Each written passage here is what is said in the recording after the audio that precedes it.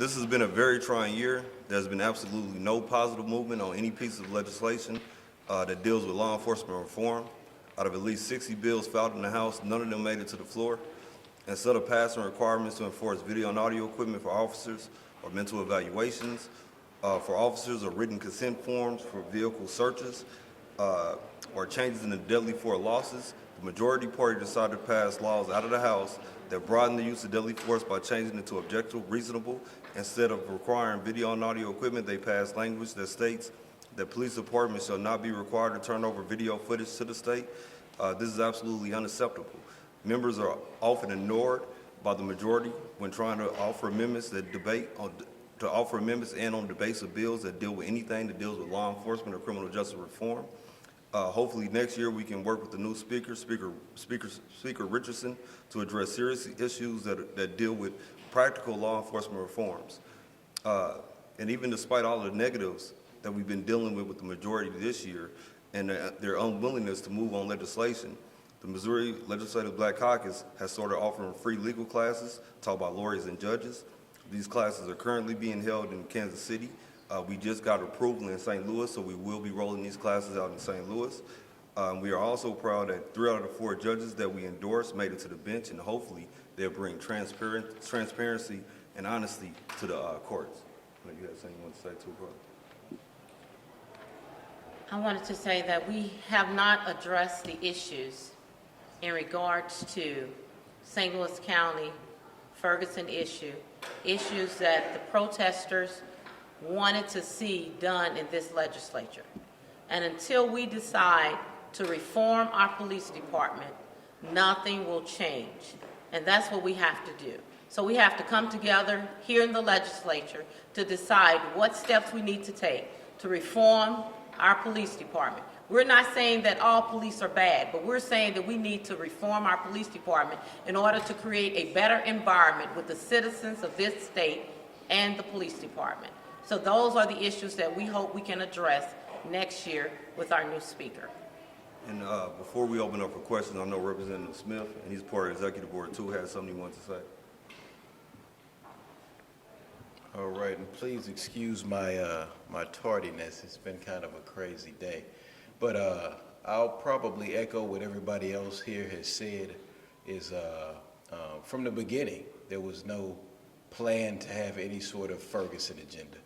That was said by the now former speaker coming in, and I believe that was purposeful, and we know, being this is our last day, that it was purposeful and the plan was implemented. So to date, we don't have one piece of legislation that anyone here in this body can go home and say, hey, we did this for Ferguson, or we did this to change the image of Missouri. As it was this summer, as it was during the murder of Michael Brown, it still is today.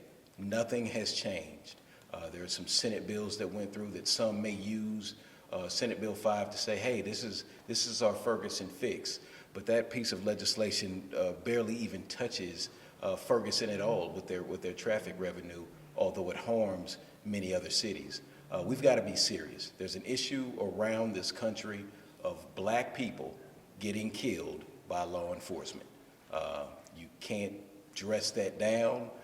It is what it is, and something needs to happen.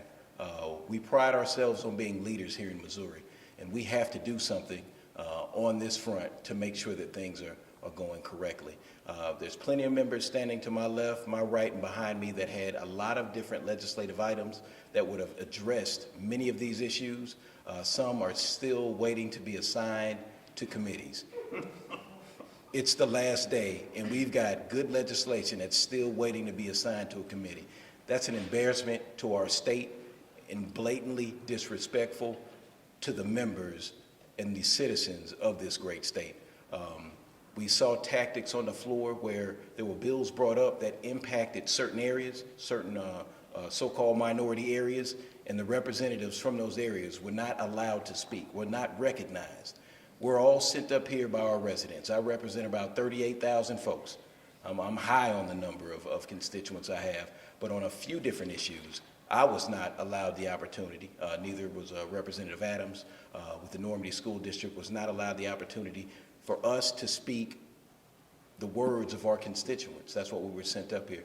Hopefully under this new speaker, there's a new direction, a new day, and some of these agenda items that we have that should be agenda items for all caucuses for the complete state will be addressed. Thank you. Representative Smith, sorry. So, Are we going to the question? Yeah, now we're going to the question. Yes. so you said, Step to the I think mic. you opposed the transfer bill, is that correct? Yes, I did. Okay. Some Democratic lawmakers have said that is sort of a bill that addresses Ferguson by addressing educational issues. How do you perceive that? Michael Brown was a graduate.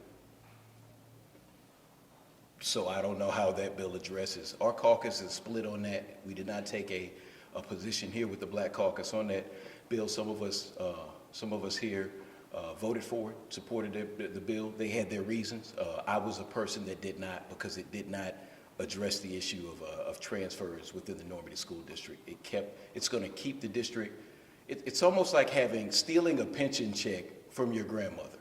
She's in the hospital. She's sick. You got her on life support, but you can't move, but you can cash your pension check. That is what I think this is for the Normandy School District. So other school districts benefit. I agree wholeheartedly with Representative Smith and his analysis of that bill. I in fact told people who asked me in St. Louis County what I thought of that bill, and I thought it was a mechanism to destroy the Normandy School District, to take away their resources so they can't do anything. And you've got a good example of that this year, where they had stripped it. Who is at fault for all of that? It is the legislature. It is DESE.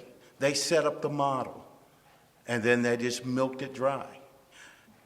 Normandy, before all this mess happened, had a huge budget surplus. It's all gone. It's ripped away from them.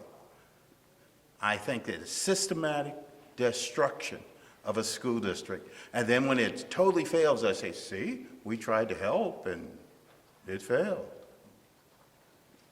You mentioned former Speaker Deal wasn't going to have a Ferguson agenda. Now he's no longer here. We have new Speaker Richardson. How much confidence do you guys have in Richardson that he will push some of these bills next year? It depends on the piece of legislation. With Speaker Richardson, I actually have a very good relationship with him. As floor leader, he's been somebody that I've always been able to go talk to about different issues. I know some of the tax issues the Republican Party may have a problem with, but I don't think he will, and I'm hopeful right now, but I don't think that he will put a blockage on these bills like we've seen from the last administration. The last administration guaranteed that none of the bills dealing with law enforcement were moved. Like I stated earlier, we had bills in the House that was filed for mental evaluations. That's too much of a restriction for police officers to go through, what we heard from the majority party. We had bills that dealt with the deadly force issue. As opposed to addressing that, we chose to broaden the deadly force issue and the discretion that police officers has. Like Representative Smith said, this was a calculated attempt to, in my opinion, to put extra burdens and lessen restrictions on police officers. So I'm hopeful that Richardson has a different heart, and in past experiences, he's definitely been somebody I can talk to. And I believe that's the same sentiment with most of the people in the caucus. Okay, thank you.